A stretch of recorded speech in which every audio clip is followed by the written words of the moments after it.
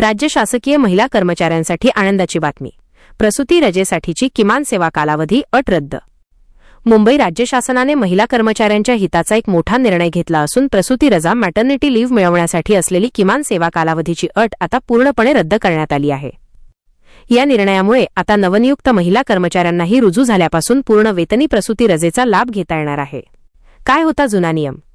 महाराष्ट्र नागरी सेवा रजा नियम 1981 मधील नियम 74 नुसार प्रसूती रजेसाठी सेवेच्या कालावधीनुसार अटी होत्या. 2 वर्षांपेक्षा जास्त सेवा पूर्ण वेतन मिळत असे.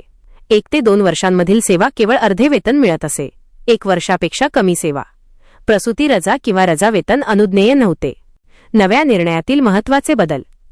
वित्त विभागाने 15 जानेवारी 2016 रोजी निर्गमित केलेल्या शासन निर्णयानुसार GR आता सेवेचा कोणताही कालावधी झालेला असला तरी मान्यताप्राप्त माध्यमातून रुजू झालेल्या महिला कर्मचाऱ्यांना पूर्ण वेतनी प्रसूती रजा मिळेल. ही रजा त्यांच्या रजा खात्यातून वजा केली जाणार नाही. 2 वर्षांपेक्षा कमी सेवा असलेल्यांसाठी अटी. ज्या महिला कर्मचाऱ्यांची सेवा 2 वर्षांपेक्षा कमी आहे त्यांना या सुविधेचा लाभ घेण्यासाठी खालील बाबींची पूर्तता करावी लागेल. 1. हमीपत्र बॉन्ड. प्रसूती रजा घेण्यापूर्वी 6 महिन्यांच्या वेतनाइतक्या रकमेचा बॉन्ड लिहून द्यावा लागेल. 2. सेवेचे बंधन. रजा संपवून परतल्यानंतर किमान 2 वर्षे राज्य शासनाची सेवा करणे बंधनकारक राहील. 3. राजीनामा दिल्यास वसुली.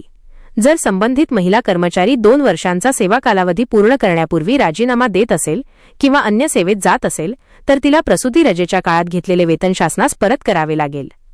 हा निर्णय 15 जानेवारी 2016 पासून लागू करण्यात आला असून यामुळे प्रशासनातील हजारो नवनियुक्त महिला कर्मचाऱ्यांना मोठा दिलासा मिळाला आहे. व्हिडिओमधील शासन निर्णय व परिपत्रक आपणास हवे असेल तर ते आपल्या शासन निर्णय व परिपत्रक या टेलिग्राम चॅनलवर उपलब्ध करून देण्यात आलेले आहे. त्या ठिकाणावरून आपण ते डाउनलोड करून घ्यावे.